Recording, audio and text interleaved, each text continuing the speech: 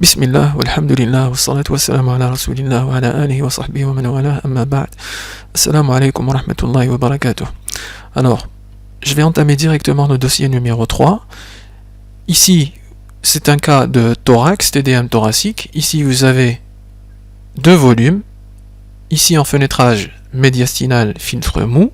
Et ici, vous avez un fenêtrage pulmonaire, filtre dur. Alors, sans plus tarder, je vais commencer par défiler les images, histoire que vous puissiez deviner ce qu'a ce patient, tout en vous citant la clinique et le motif pour lequel il a été adressé. Alors, c'est un homme de 38 ans qui a été adressé pour scanner thoracique dans le cadre de l'exploration d'une hémoptysie de petite à moyenne abondance et assez répétée dans le temps, assez fréquente. Donc on l'a reçu pour scanner TDM thoracique avec injection de produits de contraste et on a fait une série sans injection de produits de contraste juste avant. Alors ici, je l'avoue, il a respiré, c'est un scanner 8 barrettes, il a respiré car on a fait une acquisition codocrâniale, c'est-à-dire de la base vers la périphérie, puisque les bases pulmonaires sont les parties qui bougent le plus avec les mouvements respiratoires. Donc, vaut mieux commencer par les bases, puis monter vers l'apex pulmonaire, puisqu'elles sont les moins mobiles, les structures les moins mobiles. Alors, je vais commencer l'interprétation, pas l'interprétation, mais le raisonnement qu'on a face à une TDM pareille. Alors, la première des choses, je vais commencer par explorer le poumon. Bon, en général, j'explore d'abord le médiastin, mais par souci didactique, je vais commencer par l'exploration du poumon pour vous donner le raisonnement face à des situations pareilles. Je vais commencer par l'apex pulmonaire, et la première chose, quand on explore le parenchyme pulmonaire, la première chose qui nous saute aux yeux dans ce cas, c'est la différence de contraste, de densité qu'il y a entre le poumon droit et le poumon gauche. Le poumon droit, vous voyez qu'il est noir, qu'il est hyper clair, qu'il semble du moins hyper clair, et le poumon gauche, il est dense. Et la deuxième des choses, vous remarquez que même au sein du poumon droit, il y a une différence de densité entre le lobe supérieur et entre le lobe inférieur et le lobe moyen. Ok ? Donc ça, c'est la première chose qui nous frappe et qui nous saute aux yeux. Donc face à ces différences de densité, à cette mosaïque de densité intrapulmonaire, on peut dire que nous sommes face à un poumon en mosaïque. C'est ça le poumon en mosaïque.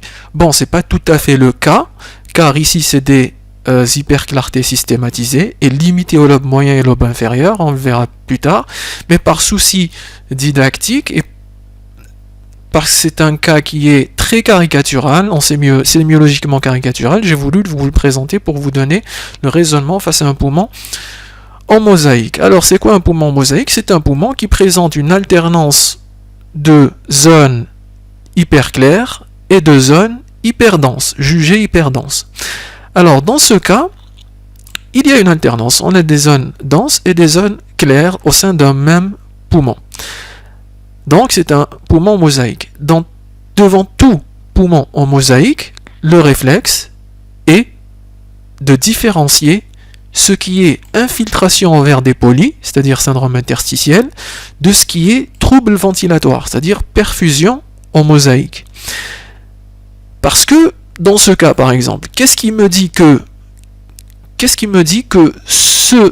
cette partie explorée est le poumon normal, ou alors que c'est cette partie explorée qui est le poumon normal. Supposons que cette partie est siège d'une infiltration envers des polis. On dira donc que c'est le lobe supérieur qui est pathologique, alors que le lobe inférieur est normal. Ok ? Par contre, s'il y a un trouble ventilatoire, ce serait l'inverse. Ce serait ce poumon qui est pathologique puisqu'il est hyperventilé, et ce poumon qui est hyperdense qui est normal. Donc, il est important de distinguer perfusion mosaïque d'un syndrome interstitiel devant l'aspect d'un poumon en mosaïque. Okay, donc il y a poumon mosaïque et il y a perfusion mosaïque. Donc pour distinguer les deux, syndrome interstitiel et perfusion mosaïque, le réflexe est d'analyser l'état du lit vasculaire entre les zones hyper claires et les zones hyper denses. Et dans l'analyse de l'état du lit vasculaire, il y a deux choses à analyser. Il y a la raréfaction vasculaire et il y a le calibre vasculaire. Ici, par exemple, au niveau des lobes supérieurs, vous avez des vaisseaux qui sont pratiquement de distribution symétrique et il n'y a pas de raréfaction à droite par rapport à gauche. Même si ici, je tends à voir une redistribution, les vaisseaux sont plus dilatés et plus nombreux à droite qu'à gauche, ça c'est une redistribution, on verra plus tard. Mais au niveau des zones hyper claires par rapport aux zones hyper denses, on voit nettement qu'il y a un aspect très fin, effilé, de l'état du lit vasculaire par rapport aux vaisseaux à gauche. Leur calibre est fin et ils sont raréfiés. On n'a pas autant de vaisseaux à droite qu'à gauche. Même si je descends, vous voyez qu'il y a une raréfaction vasculaire à droite et par rapport à gauche, et il y a des vaisseaux qui sont très fins à droite par rapport à gauche. Et ça se continue jusqu'en bas. Ici, vous voyez une raréfaction droite par rapport à gauche et un aspect très fin des vaisseaux, notamment en distalité, par rapport à gauche. Alors, donc, la différence de calibre vasculaire dans les zones hyper claires par rapport aux zones hyper denses signe le trouble perfusionnel. D'accord. Donc, c'est quoi un trouble perfusionnel? Un trouble perfusionnel, c'est un poumon en mosaïque, c'est-à-dire la présence à la fois de zones hyper claires et de zones hyper denses, et qui est lié à une anomalie de perfusion du parenchyme pulmonaire. Et cette anomalie de perfusion du parenchyme pulmonaire peut être de deux causes, de deux origines. Une origine bronchique et une origine vasculaire.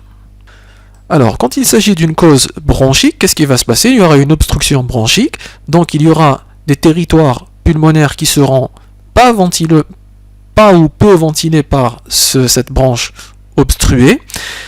Et par mécanisme réflexe, il y aura une vasoconstriction de l'artère satellite à cette branche. Donc, le volume sanguin qui passait par ce territoire pulmonaire sera diminué. Et cette diminution de ce volume sanguin sera expliquée et sera exprimée par une diminution de la densité du parenchyme pulmonaire. Ici, par exemple, le volume sanguin qui transite par le lobe inférieur gauche est nettement supérieur au volume sanguin qui transite par le lobe inférieur droit. Et c'est ce qui explique l'asymétrie de cette densité et le fait que là, à gauche, où c'est normal, ce soit plus dense que là à droite, où c'est hyper clair, car les vaisseaux sont très fins.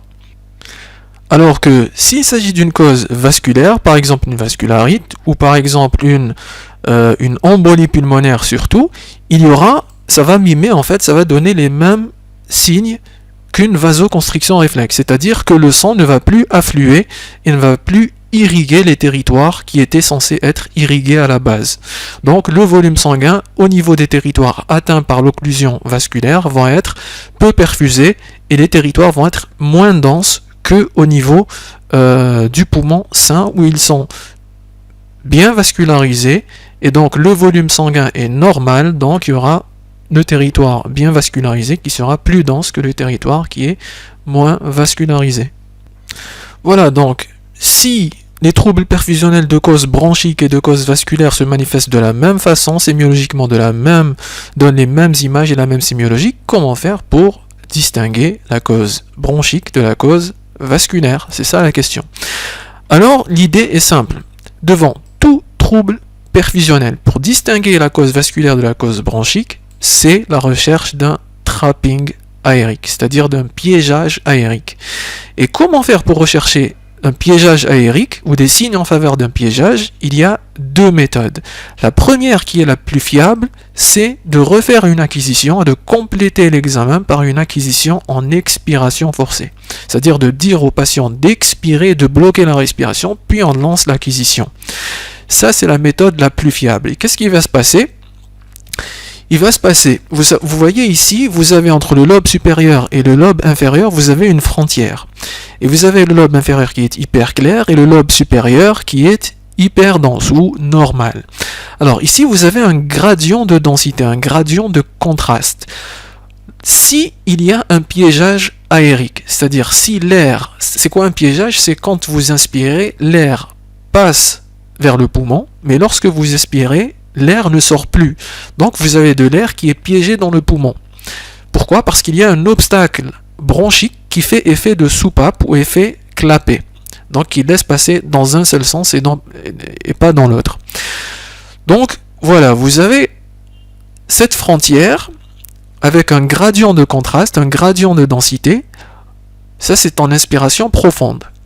Lorsque vous referez l'examen en expiration totale, vous aurez en cas de piégeage aérique une accentuation de ce gradient. C'est-à-dire que la différence de densité entre le lobe supérieur, entre les territoires mal perfusés, la différence sera plus nette et sera accentuée par rapport à l'examen de base qui a été fait en inspiration. Donc si vous avez une accentuation du trouble perfusionnel en expiratoire, ce signe fortement la présence d'un piégeage et donc d'un trouble perfusionnel d'origine bronchique. Voilà, alors que si la cause du trouble perfusionnel est vasculaire et d'origine vasculaire, vous n'aurez aucune modification de ce gradient de densité ou de ce gradient de contraste. Donc, c'est la technique qui nous permet, ou la manœuvre, ou le complément qui nous permet de faire la différence entre une origine bronchique et une origine vasculaire. Le deuxième signe qui permet d'affirmer la présence d'un trapping, c'est la recherche d'une expansivité pulmonaire. Alors, ce signe n'est pas aussi fiable que le scanner en expiratoire. Par contre, lorsque ça touche des volumes, des territoires pulmonaires étendus, comme ici, on a une atteinte du lobe inférieur et du lobe moyen, là, l'expansivité pulmonaire nous permet d'attester ou de confirmer la présence d'un trapping et donc de s'orienter en faveur d'une origine bronchique de ce trouble perfusionnel. Alors, ici sur cet examen, pour pouvoir illustrer l'expansivité du parenchyme pulmonaire, on peut céder des coupes axiales, comme on peut céder des coupes des reconstructions coronales et sagittales.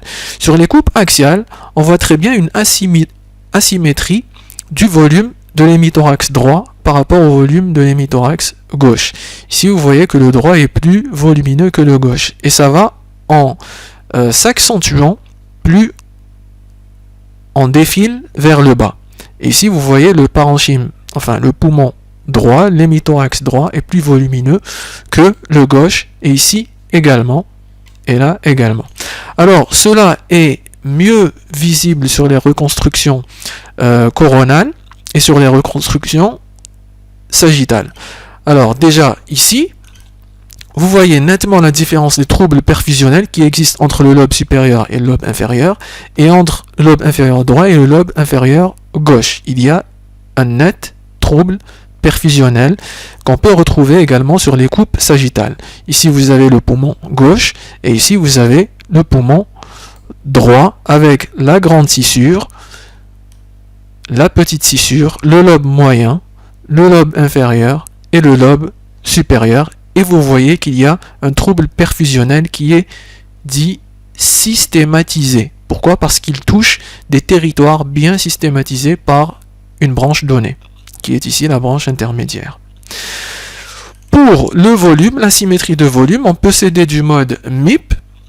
On va régler à 20 mm avec MINIP, plutôt, pas MIP.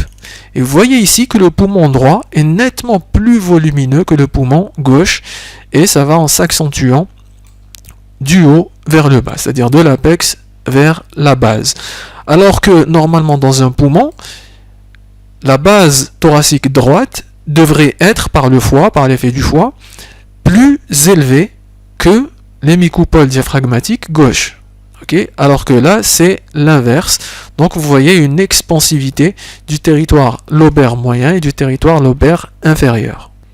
Très bien, revenons maintenant à notre cas et à la nature de l'obstacle, puisqu'on sait qu'il y a un obstacle qui empêche la ventilation du lobe inférieur droit et du lobe moyen. Donc ici, on va analyser la trachée. Et ici, quand on analyse la trachée et les branches, on se rend rapidement compte que ici, vous voyez la branche souche qui est libre et qui donne les branches lobaires et segmentaires. Ici, vous avez la branche la branche souche droite qui est libre, ensuite vous avez la branche lobaire supérieure qui est normale, libre, alors que la branche intermédiaire, qui va donner par la suite les branches lobaires inférieures et moyennes, elle est obstruée par ici une formation hyperdense. Alors, à quoi correspond cette formation hyperdense sur les coupes axiales? On voit ici, on va essayer de suivre la trachée de haut en bas. Vous suivez la trachée, on la suit. Ici, on est au niveau de la carène. Ensuite, ça va donner la branche souche droite et la branche souche gauche. La branche souche droite va donner la lobaire supérieure. Et puis, ça va donner le tronc intermédiaire. Le tronc intermédiaire commun entre la lobaire moyenne et la lobaire inférieure, vous voyez qu'il est comblé. Il est comblé par une masse à ce niveau, une masse arrondie qui ne laisse plus passer l'air. Enfin, elle laisse passer, mais d'une façon très minime. Vous voyez ce croissant aérique qui persiste dans la branche intermédiaire, puis ça va donner la branche lobaire moyenne et la branche lobaire inférieure qui va se diviser en plusieurs segmentaires. Donc ça, c'est l'obstacle qui était responsable du trouble perfusionnel d'origine bronchique bien sûr, et qui était responsable de cette hyperinflation, cette hyperexpansivité des lobes inférieurs et moyens. Alors si on veut caractériser cette masse sur le fenêtrage médiastinal, on peut aller ici sur les coupes, sur le volume injecté en fenêtrage médiastinal, et là on voit le médiastin, les éléments du médiastin, les vaisseaux, etc. Et ici on arrive à voir la nature de l'obstacle qui est endobronchique. Ok, vous voyez cette lumière qui est déformée en croissant. C'est un obstacle endobronchique et non pas extra-bronchique par compression, parce que même les adénopathies peuvent donner ce tableau sémiologique. Et devant une masse pareille, qu'est-ce qu'on doit rechercher? On doit rechercher un rehaussement. Alors, pour savoir si cette masse est rehaussée, elle est nettement hyperdense, elle atteint pratiquement la densité des veines. Alors, pour savoir si cette masse s'est rehaussée ou pas, on doit voir le volume sans injection. Et lorsqu'on analyse le volume non injecté, on retrouve ici, bon, c'est des coupes natives, sans reconstruction. Ici, quand on voit le bourgeon intrabronchique, on se rend compte qu'il n'était pas spontanément hyperdense. Donc il y a un net rehaussement, un rehaussement très intense de ce bourgeon intraluminal de la branche intermédiaire. Donc tout ce tableau est compatible ou est évocateur ou en rapport avec une tumeur bronchique carcinoïde, car ce sont les caractéristiques de la tumeur bronchique carcinoïde. Elle est située au niveau des branches, elle est hypervasculaire, elle est à l'origine d'une hémoptysie car elle est hypervascularisée. Et bien sûr, on va rechercher des rapports et tout, mais ce n'est pas l'objet de cette présentation ou de ce dossier. Il y a un signe qui m'a attiré, je ne sais pas si quelqu'un l'a lu en théorie ou là, c'est pour l'expansion thoracique, on voit une obliquité du sternum qui va vers le côté, qui est soulevé par le côté expansif. Donc, est-ce que c'est un signe qui a été décrit comme l'élargissement des espaces intercostaux ou pas? Vous voyez ici que le sternum est nettement oblique en bas par rapport aux régions supérieures où il est tout à fait horizontalisé. Alors, ce que je voulais dire par rapport comme remarque, c'est que ce tableau sémiologique est le même, est identique à celui qu'on rencontre en pédiatrie lorsqu'il s'agit d'ingestion lorsqu'il s'agit de fausses routes ou de corps étrangers chez les enfants. Donc vous allez retrouver le même tableau sémiologique avec un trouble perfusionnel, une expansivité thoracique. Généralement, on demandait des scintigraphies de ventilation et perfusionnelle, de ventilation je crois. Alors c'est le même tableau sémiologique. Donc devant toute asymétrie de densité chez un enfant, pensez en premier lieu au corps étranger.